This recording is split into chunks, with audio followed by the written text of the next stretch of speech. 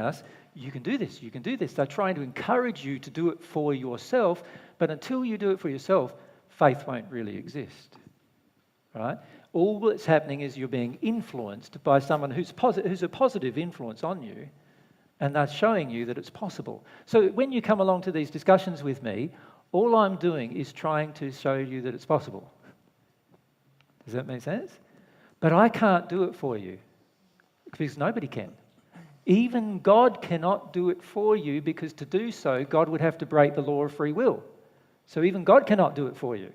You are the only person that can do it for you.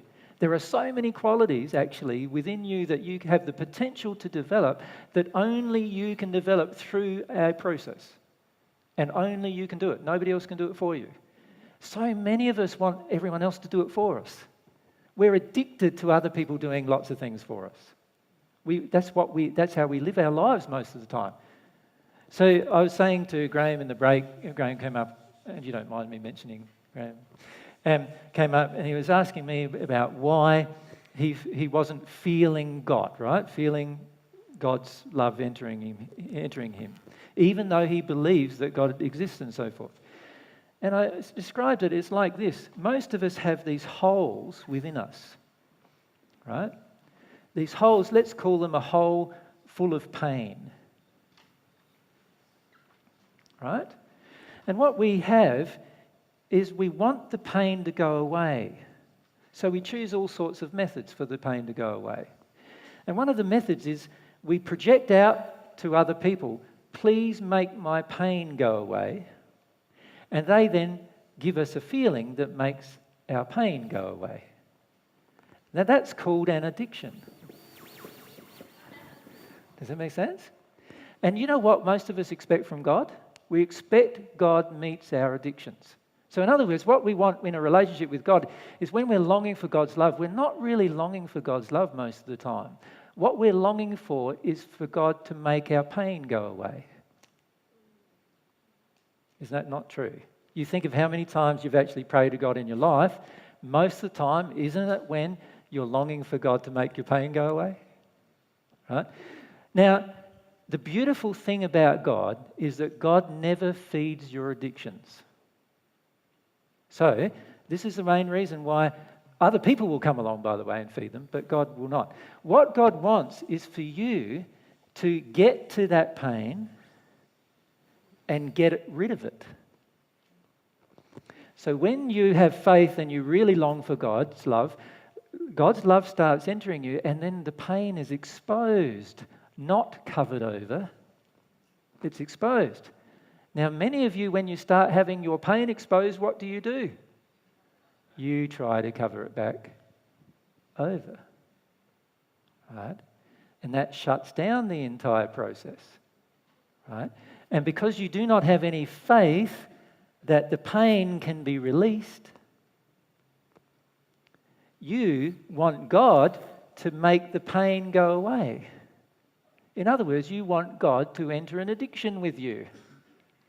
And God's going, no, I'm not entering any addictions with you.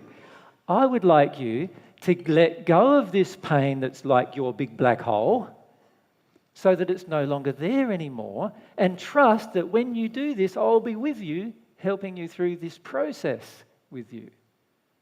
Right? But most of us don't want to do that. So what we do is we finish up doing this, we start having the pain exposed, and we want the layer back. So we try to get the layer back. When we get the layer back, we close down the process. When we close down the process, we're no longer experiencing divine love.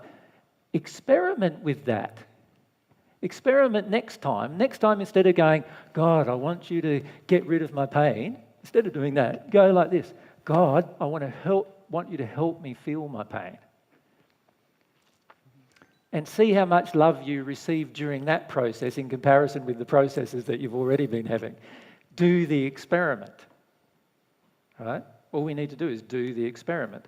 If we do the experiments, you will find that the way God does everything is with pure intention. So what happens then is if I have this feeling of wanting God's love, which is prayer, and I do not receive it, I know there's something in me blocking it, right? And I know that it's got to be something about my pain, because that's where I always try to put a cover over. I know that for sure.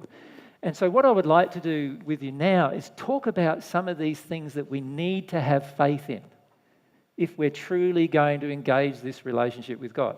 So now I'm not talking about the faith that we can have generally about physical things, generally about laws, physical laws. Now I'm starting to talk about the real big law, the universal law of divine love, and how you can go through the experiment by having some faith in some basic things about that law. Does that make sense? So let's go through them.